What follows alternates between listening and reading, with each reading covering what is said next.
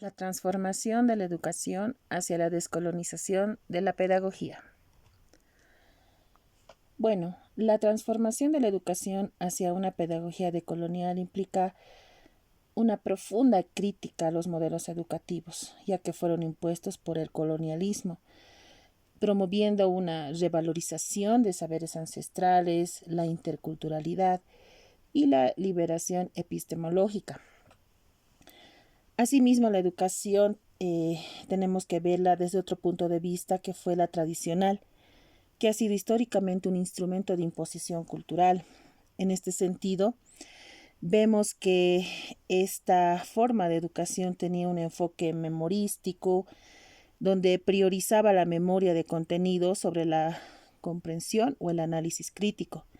Asimismo, el método expositivo. El maestro es la figura central y transmisor de conocimientos. Los estudiantes son solamente receptores pasivos.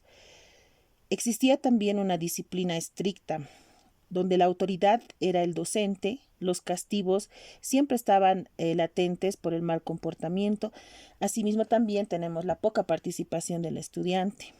El currículum también era un informe, donde estaba poco adaptado a la realidad cultural, asimismo también la lingüística y la geografía del país. En cuanto a la evaluación, era estandarizada, estaba basada en exámenes estrictos y cuantitativos. Dentro de lo que significa este modelo tradicional, prácticamente se ha visto, ¿no?, la desconexión de las realidades indígenas, rurales, la imposición cultural lingüística, la reproducción de las desigualdades sociales, la falta del desarrollo del pensamiento crítico. Asimismo, vemos, ¿no?, que en la actualidad vamos teniendo ciertos cambios a lo que es la realidad que en ese momento se vivía con el modelo educativo que ahora nosotros, bueno, estamos promoviendo y tenemos que desarrollar dentro de la práctica educativa, que es prácticamente la descolonización, ¿no? Sin embargo, desde la colonización, los sistemas educativos en muchos países han sido replicados, ¿no?, con estructuras eurocéntricas que han ido marginando conocimientos indígenas, todo lo que significa lo comunitario. Por esto se vuelve urgente, ¿no?, una transformación educativa que apunta hacia la descolonización pedagógica.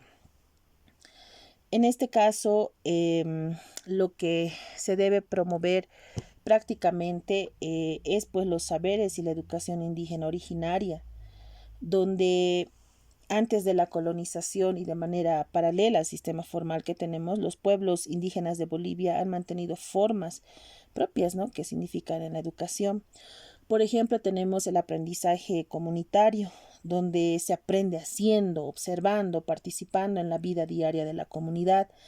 Asimismo, acá es importante la oralidad, donde la transmisión del conocimiento se hace por medio de los relatos, de los mitos, las leyendas y los consejos de los sabios y sabias. Existe también la relación con la naturaleza. Se enseña el respeto por la Pachamama y la armonía con el entorno. En cuanto a la educación en valores colectivos, prácticamente se fomenta lo que es la reciprocidad, la solidaridad y el trabajo comunitario, por ejemplo, el Aini, la Minca, y el uso de la lengua originaria, que es muy importante, como el quechua, la aymara, guaraní, entre otros, ¿no?, que son vehículos que realmente nos llevan a los conocimientos. Vemos ahora que existe una transición hacia modelos más inclusivos. Por ejemplo, desde la promulgación de la ley Avelino Siñani y Elizardo Pérez, que es la ley 070, Bolivia fue pasando, ¿no?, por una educación descolonizadora, intercultural y plurilingüe, donde se fueron integrando los saberes ancestrales con el conocimiento científico.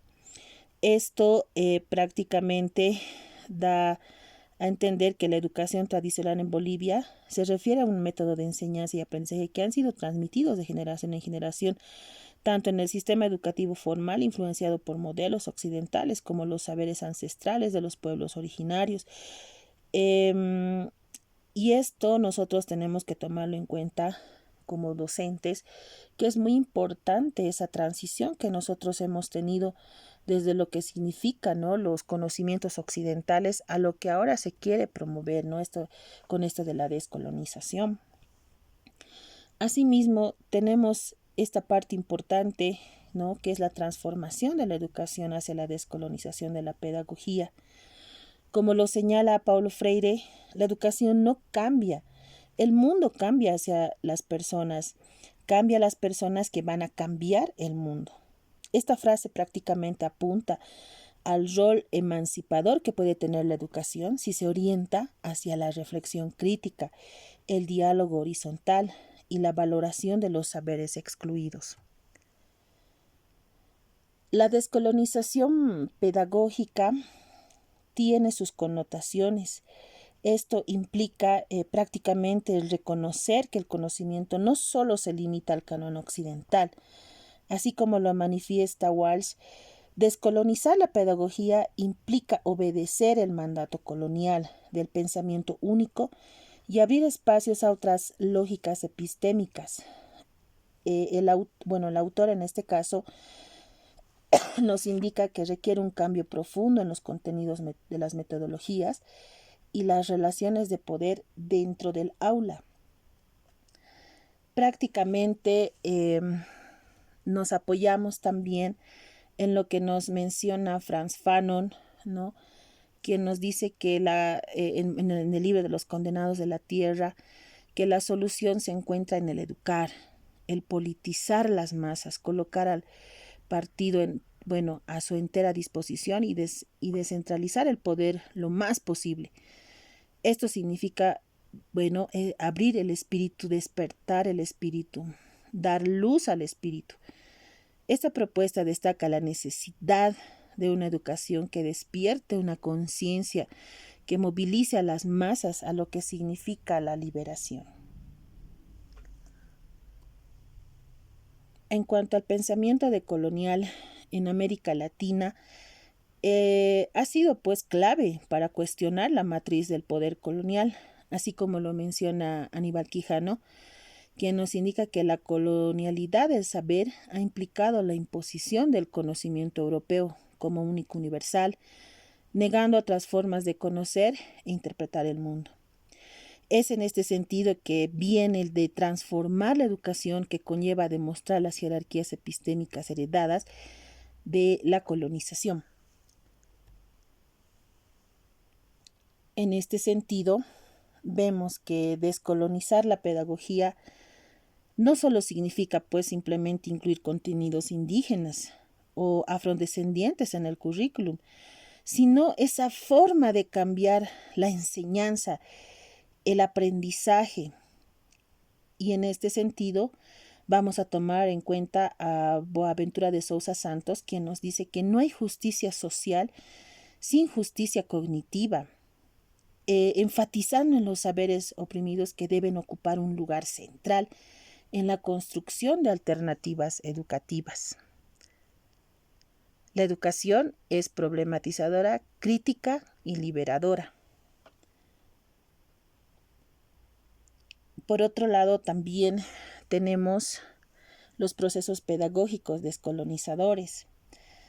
Prácticamente vemos en este punto que es necesario descolonizar el saber, reconocer y valorar las diversas formas de conocimientos existentes en el mundo. Esta perspectiva prácticamente aboga a una epistemología plural que incluye saberes marginados por el eurocentrismo. Y esto nos lleva a procesos pedagógicos descolonizadores, donde además de estos procesos pedagógicos deben ser contextualizados, también deben respetar la diversidad lingüística, la cultural, la territorial. La educación debe ser un espacio para la construcción colectiva del conocimiento, como propone Freire, ¿no?, con su noción de la pedagogía del oprimido, quien dice: nadie educa a nadie, nadie se educa a sí mismo, los hombres se educan entre sí, mediados o mediatizados por el mundo. Como nos dice, por una educación que nos enseña a pensar y no a obedecer. La descolonización de la pedagogía significa desmontar esa estructura de poder y saber impuesta por la colonización. Es ese mismo sentido que se debe tener de recuperar los conocimientos ancestrales y promover el diálogo intercultural genuino. Debe existir esa transformación educativa, ya que esta misma es pues clave para formar sujetos críticos, conscientes de su historia y capaces de construir futuros más justos para toda la población, en este caso la población en formación, asimismo las mismas que van a repercutir en una población general. Esta transformación de la educación hacia la descolonización de la pedagogía en unidades educativas no solo puede ser un discurso teórico, como muchas de las personas lo manejan, o tal vez no la conocen y siguen aplicando una educación tradicional. Esta debe traducirse en unas acciones concretas que cambien las formas de enseñar, aprender, organizar y valorar el conocimiento. Prácticamente, lo que significa es que se debe tomar en cuenta la revalorización de saberes locales y ancestrales. ¿Cómo se viene aplicando esto en las unidades educativas? Es una pregunta muy importante. Esta tiene que incluir el currículum de contenidos relacionados con el conocimiento indígena, afrodescendientes, campesinos y otras formas de sabiduría tradicional. Esto nos invita a pensar en invitar a sabios comunitarios, por ejemplo, los yatiris, los médicos tradicionales, las parteras, para que ellos compartan lo que significa la enseñanza y esto vaya de generación a generación. También incorporar las lenguas originarias en el aula como un medio y un contenido de aprendizaje. Vamos a volver a mencionar, ¿no?, un pensamiento que dice Boaventura de Sousa Santos, que nos dice: los saberes negados deben volver a ocupar el centro del proceso educativo. Por otro lado, también tenemos el currículum descontextualizado y situado, donde se debe adaptar los contenidos del currículum a la realidad sociocultural y a la geográfica, misma que tiene que tomar el entorno. Se debe realizar proyectos pedagógicos. Estos tienen que ser integrados. Se debe desarrollar textos educativos producidos desde las comunidades, no solo importados desde la parte extranjera. El currículum, como dice Walsh, debe ser desafiado por un currículum que responda a las necesidades de los pueblos y de los territorios. Por otro lado, tenemos la pedagogía dialógica y participativa. Promueve espacios horizontales, deja ver al estudiante como receptor, no deja ver como receptor simplemente, sino que tiene un papel activo en el conocimiento. Diseña clases en las que se valoren experiencias de la vida, conocimientos previos. Como dice Paulo Freire, nadie educa a nadie, nadie se educa solo, obviamente los hombres se educan en comunidad. En cuanto a la gestión educativa comunitaria, se debe abrir las escuelas a la comunidad. Se debe integrar los principios de vivir bien, vivir en comunidad. Se debe establecer también las alianzas entre las unidades educativas y autoridades originarias. Vamos a mencionar algunos pensamientos por ejemplo, de Patsy, quien indica que la educación descolonizadora es inseparable del ejercicio de la autonomía comunitaria. También tenemos la descolonización epistémica, misma que tiene que ir promoviendo una visión crítica del conocimiento occidental como único superior, enseñar desde una pluralidad epistémica ciencias modernas junto con los saberes comunitarios. Se debe desarrollar el pensamiento crítico. Por otro lado, tenemos la formación docente con un enfoque decolonial, que es muy importante capacitar al docente en la pedagogía crítica, intercultural, descolonizadora. Se debe fomentar en este proceso la autorreflexión de este docente, su propio rol que debe cumplir y sus prácticas descolonizadoras. Se debe revalorizar a los docentes como intelectuales comunitarios, no como simples replicadores de programas. Como conclusión, tenemos que la educación no cambia el mundo, cambia a las personas que van a cambiar el mundo. En este sentido también nos apoyamos en Wagner. No aprenden solo los expertos, sino que generan conocimientos desde las experiencias y desde las luchas, el territorio. En este sentido, tenemos también a otro autor, que es Bengoa, que la educación debe reconocer, valorar, dialogar con los saberes ancestrales, no subordinarlos a la lógica occidental. Leys destaca el papel de la educación en la organización comunitaria, la autonomía y la defensa de los derechos humanos. Es en este sentido que nosotros tenemos que tener muy en cuenta que la descolonización de la educación no solo es una meta política académica, es una práctica viva, cotidiana, situada, que implica revisar, transformar todo, desde el contenido de las clases que uno imparte hasta la manera en que se toma la palabra, se organiza el entorno, el poder de la escuela se concibe en el conocimiento y se relaciona con el entorno. Muchísimas gracias.